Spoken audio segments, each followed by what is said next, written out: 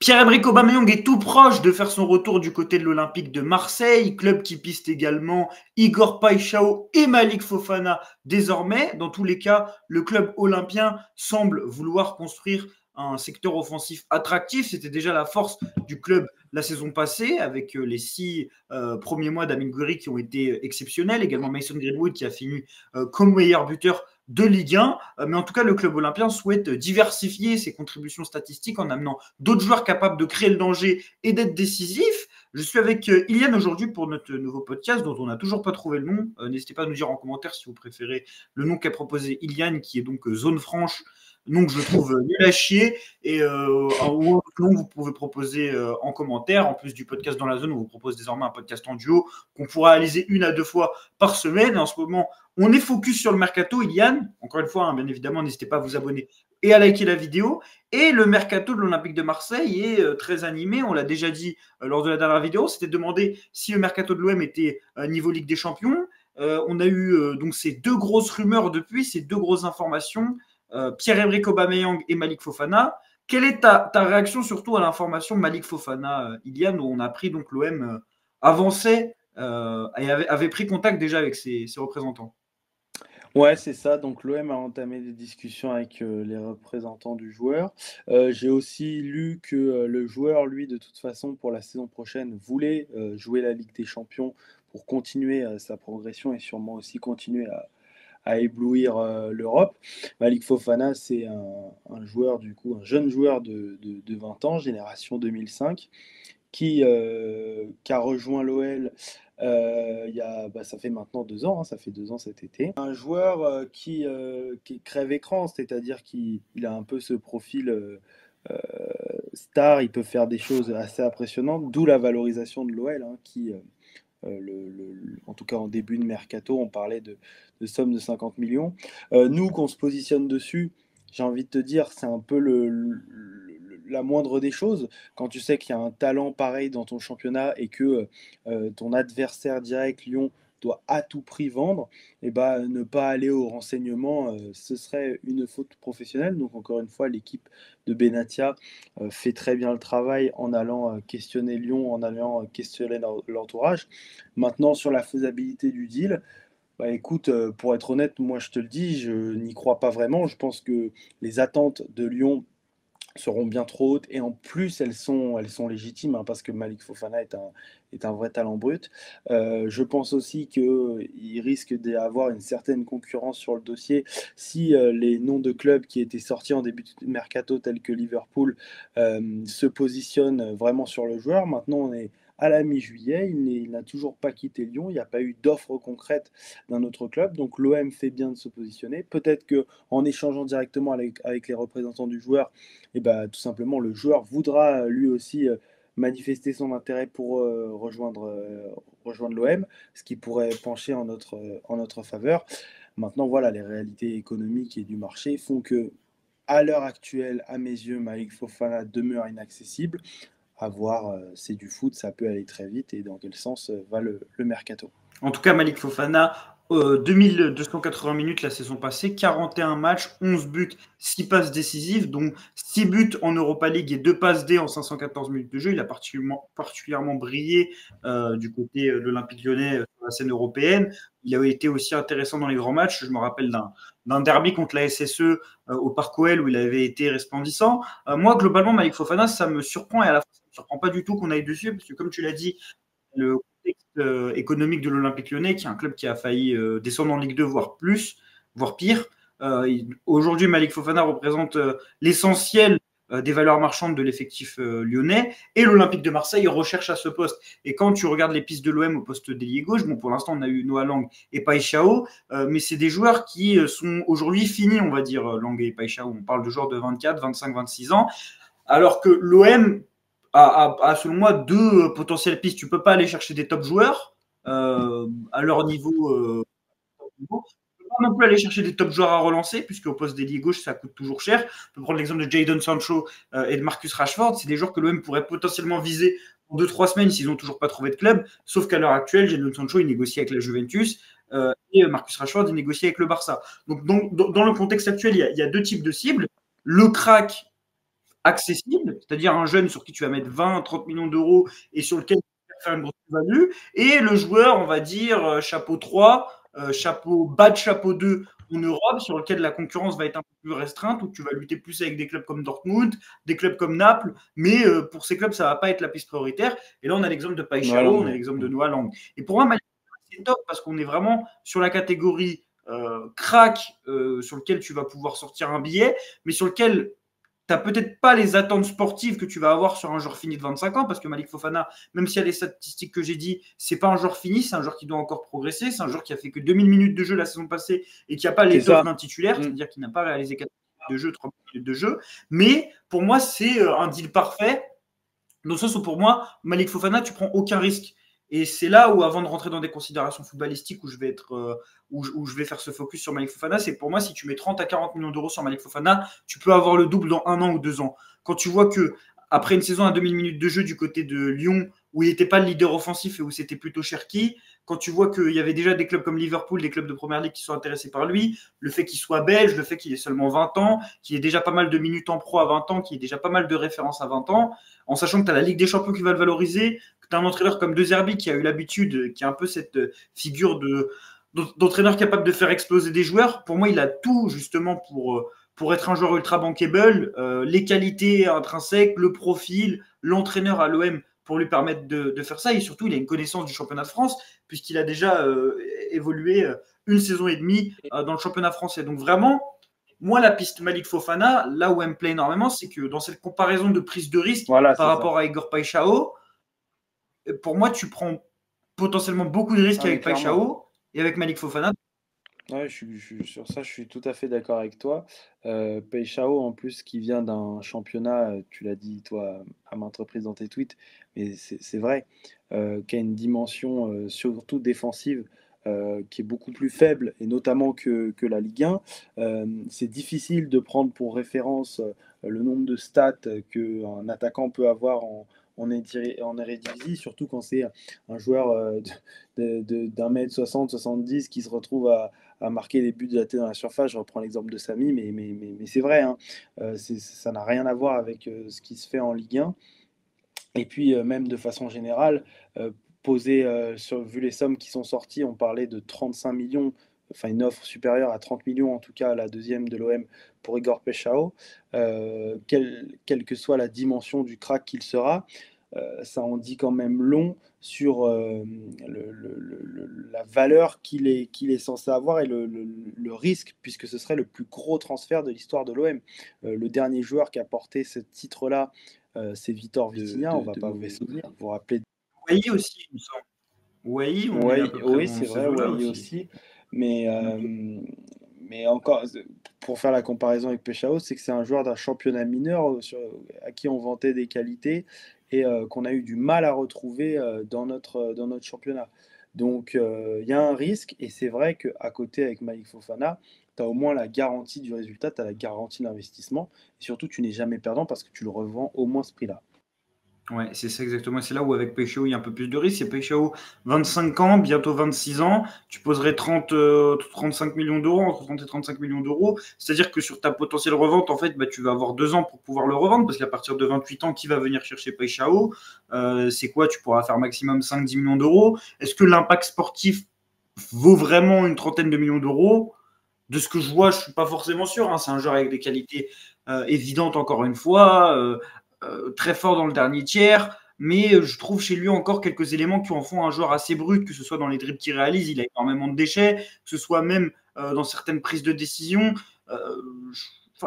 Moi, c'est en fait poser 30 millions d'euros sur un joueur, en faire le transfert le plus cher de l'histoire du club. J'ai besoin de plus de garanties. Alors oui, au poste d'ailier, tu peux pas avoir du top ailier pour 30 millions d'euros. Tu peux pas avoir un joueur où tu es sûr à 100% que ça va coller. C'est pas comme au milieu de terrain où tu as un peu plus d'opportunités. Par exemple, tu peux te permettre d'aller chercher un Højbjerg où tu vas poser que 12-15 millions d'euros et pourtant tu as un milieu qui est d'un très très haut niveau. Tu n'as pas vraiment énormément d'opportunités de marché.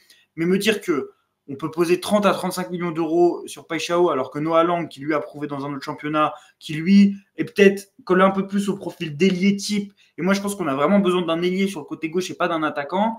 Parce que pour moi, Paixão, c'est un attaquant, c'est un joueur d'axe, un joueur d'aile. C'est un joueur qui est amené c'est pas un joueur qui est amené à animer le couloir, c'est plutôt un joueur qui a besoin d'un latéral à côté de lui. Je me pose des questions, quoi. Je me demande qui va animer le couloir alors qu'on a Medina latéral gauche. Et pour moi, il faut vraiment un profil dédié. Et c'est là où je trouve que Fofana est un profil ultra pertinent, c'est-à-dire au-delà du côté symbolique où tu vas peut-être aller chercher le meilleur joueur de l'OL, en tout cas d'un point de vue comptable. Enfin, c'est le joueur qui a le plus de valeur marchande du côté de l'Olympique Lyonnais. Le meilleur joueur de la saison passée parmi ceux qui restent au sein du club avec Tagliafico, quoique Tagliafico est libre aujourd'hui, parce que Ryan Cherki est parti à City, et parce que d'autres éléments également vont quitter le club. Donc moi, vraiment, Malik Fofana, que ce soit pour des considérations sportives, c'est-à-dire le profil, on est sur un vrai ailier. Moi, j'aime bien en plus ce profil, il est un peu petit, je crois qu'il fait 1m68. Tu vois, la balle lui colle au pied, il revient sur son pied droit. Je sais pas, je le trouve enfin, c'est un joueur que je kiffe, même quand je regardais l'OL cette saison. Si tu m'avais dit, je sais pas, au mois de février, au mois de janvier, au mois de mars, que Malik Fofana allait être une possibilité pour l'Olympique de Marseille cet été, bah, j'aurais été complètement dingue parce que pour moi, c'était vraiment le joueur que j'allais aller chercher à Lyon. Cherki, pour moi, c'était impossible. Et Malik Fofana, ça commençait à devenir inaccessible et je m'attendais à le voir dans un top club cet été.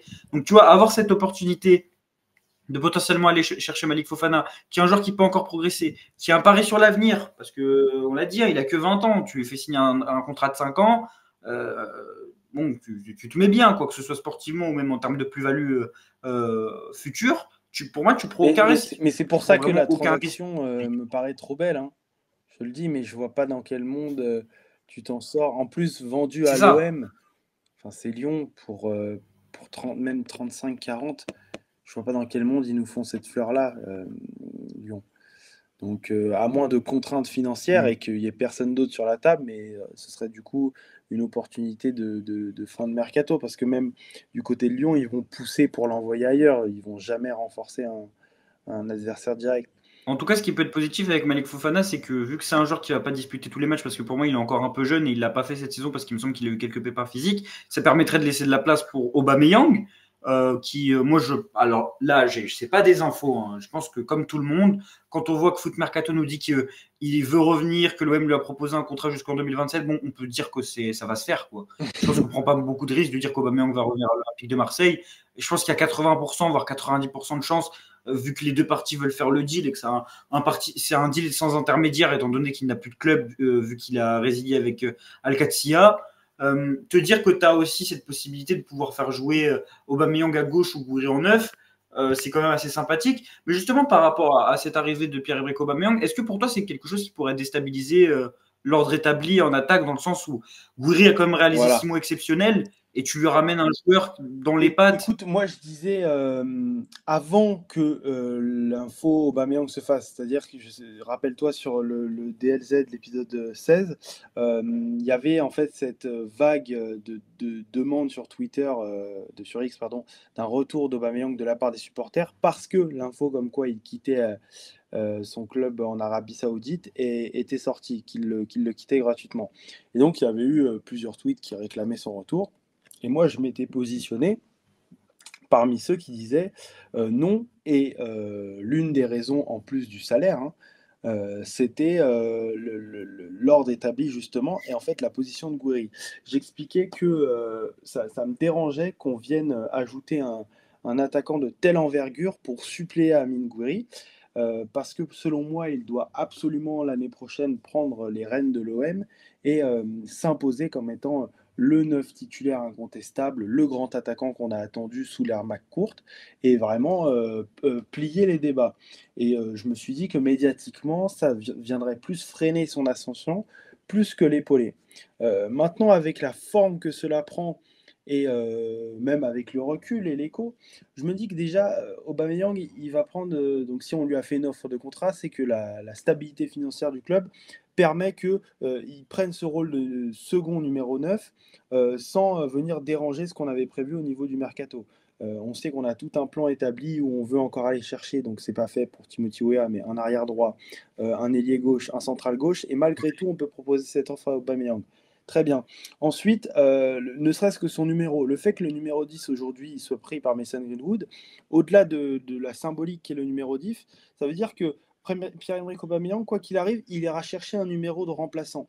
Et le numéro de remplaçant, c'est pas que sur le maillot. C'est vraiment, pour moi, ça représente l'idée que tu ne pars pas comme étant la pierre angulaire du projet. Tu ne continues pas comme étant le titulaire en force qui va venir bousculer l'attaquant. Alors c'est clair qu'on attend de sa part qu'il fasse des entrées flamboyantes, que lorsque on a besoin d'apporter de la vitesse, de la profondeur, ce soit ces entrées qui fassent la diff, et peut-être même qu'il ira gratter 10, 12, 15 titularisations cette saison. C'est pas la question. Mais je veux vraiment que son rôle au sein du projet, il soit celui d'un support qui vienne aider l'équipe plus que d'une pierre angulaire comme il l'était lorsqu'il est venu en 2023 et qu'il était l'attaquant star de l'OM. Moi, ça n'enlève pas l'idée que je me fais que c'est Gouiri ton œuf et c'est Gouiri qui, à la fin de la saison, doit finir avec le plus de buts. Après, moi, je suis complètement d'accord avec toi. Pour moi, il doit venir comme doublure ou à la limite venir concurrencer sur le poste de l'ailier gauche parce que pour moi, Gouiri, en fait, il est indéboulonnable et je ne le vois pas perdre sa place. Et pour moi, Gouiri, je lui souhaite d'être dans la continuité de ses 6 premiers mois à l'Olympique de Marseille et de rester exceptionnel. Et je pense qu'il en est capable. Je pense qu'à l'OM, il s'est rendu compte qu'il pouvait toujours espérer réaliser une grande carrière et qu'il en avait les capacités. Et je pense que c'est aussi un chouchou de Roberto De Zerbi. Et puis, si on parle en termes de style de jeu, même en termes de qualité intrinsèque, le joueur qui est le plus adapté pour jouer 9 sous De Zerbi, c'est plus Gouiri que Aubameyang. Si on parle en termes de profil, c'est-à-dire venir dans les petits espaces, décrocher comme un numéro 10, c'est un profil un peu plus complet qu'Aubameyang qui, lui, a un peu plus de mal, on va dire, dans les petits espaces, même si ça reste un joueur qui, techniquement, est très doué. Mais disons qu'Aubameyang est plus catégorisé comme un attaquant qui va prendre la profondeur. Après, il a d'autres qualités, hein, Pierre-Emerick Aubameyang. Il peut aussi jouer à gauche, notamment. Mais j'ai quand même du mal à voir Aubame remplaçant. C'est ça. Parce qu'en fait, ça reste Aubameyang. Au-delà du fait que ça reste Aubameyang, il y a un an, c'était ton meilleur joueur. Donc je me dis que oui, l'OM a évolué, mais te dire que le meilleur buteur de l'Europa League il y a un an, il revient chez toi alors il marchait sur l'eau avant de partir et que tu as essayé de le retenir. Après, il revient et il est remplaçant. Je sais pas, ça m'intrigue. Je me dis, est-ce que lui, je pense déjà, il va pas venir pour être remplaçant dans sa tête. En fait, il va pas accepter le statut de remplaçant. Il va pas s'énerver quoi au sein du groupe, mais il va tout faire pour devenir titulaire ou pour être titulaire s'il l'est pas d'entrée. Et après, est-ce qu'on peut imaginer un changement de système? Est-ce que De Zerbi peut être ce genre de coach qui, étant donné que Aubameyang arrive à l'Olympique de Marseille, se dit bah non, en fait, la saison prochaine, je passe à 2 attaquants? Ça pourrait être une solution. En vérité, quand tu regardes qu'au milieu de terrain, tu n'as toujours pas recruté quelqu'un et tu ne sembles pas viser quelqu'un pour l'instant, avoir une piste concrète en cas de départ de Rongier qui semble s'accélérer jour après jour et en cas de non-retour de Benasser qui semble se confirmer jour après jour. Sur ça, je suis complètement d'accord avec toi. Maintenant, sur le système, je pense pas que tu changes de système, hein. On nous a garanti et vendu ce 4-2-3-1. Même pour une opportunité de marché aussi folle soit-elle, je vois pas comment tu passerais à deux devant, surtout que tu as déjà Greenwood qui est cette espèce d'ailier qui rentre beaucoup à l'intérieur, donc tu perdrais vraiment de la largeur sur le terrain. Non, mais par contre, je suis d'accord avec toi sur le fait qu'il va se battre pour être un titulaire. Après, moi j'ai envie de te dire, sur certaines, enfin, même le fort de grandes équipes, c'est d'avoir ce qu'on appelle des effectifs à 13-14 joueurs en fait. C'est-à-dire que tu as une base de 13 joueurs, 14 même titulaires, et que ce ne sont pas des remplaçants sur le papier. Alors il va être remplaçant le dimanche et titulaire le mardi ou le mercredi en Ligue des Champions, mais c'est ce qui te permet d'avoir un effectif complet. Je pense que par exemple, tu vois, Angel Gomez, c'est un peu un cas similaire. C'est-à-dire que sur le papier, je ne le vois pas titulaire sur toutes les rencontres, mais il ira chercher sa place au détriment non pas d'un Rabiot ou d'Højbjerg, mais de celui qui viendra soit remplacer Rongier et Benasser, ou Benasser même en personne. Donc je vois plutôt s'établir comme ça. Il y a un point qu'on n'a pas souligné avec Pierre-Emerick Aubameyang qui est quand même particulièrement intéressant, c'est qu'il signerait libre. Ça serait la 3e recrue libre, si je ne dis pas de bêtises, après Egan Riley, après Angel Gomez. On aurait également lui. Si on part du principe que Medina est après avec option d'achat et que Wea également, bah, on aurait pour l'instant transfert en plus, qui était libre aussi. Ouais. Bien qu'on imagine que Angel Gomez et Egan Riley aient touché des primes à la signature assez intéressantes, Aubameyang aussi, je pense qu'il en touchera une. L'année dernière, Eliane, l'OM a fini deuxième meilleure attaque de Ligue 1 avec 74 buts en 34 journées. Pourtant, le monopole de Mason Greenwood, puis d'Amine Gouiri et la grosse dépendance de l'OM parmi les attaquants à leur contribution a parfois été soulignée, même si d'autres joueurs ont eu des belles statistiques. Je pense notamment à Adrien Rabiot. Avec les joueurs dont on parle, Aubameyang, Paixão, qui sont des joueurs capables d'être décisifs, même également Malik Fofana, qui a quand même une contribution de 18 goal assists, il me semble, la saison passée avec Lyon à 20 ans. Est-ce qu'on ne serait pas non plus sur la construction d'une attaque flamboyante du côté de l'OM? Parce que si tu as un profil comme Malik Fofana à gauche, dribbleur, capable d'être décisif, que tu as Greenwood à droite qui déstabilise et qui est décisif, que tu as Gouiri, et qu'en plus de ça, sur le banc, tu as Aubameyang que tu peux faire rentrer à tout moment, c'est quand même assez dingue.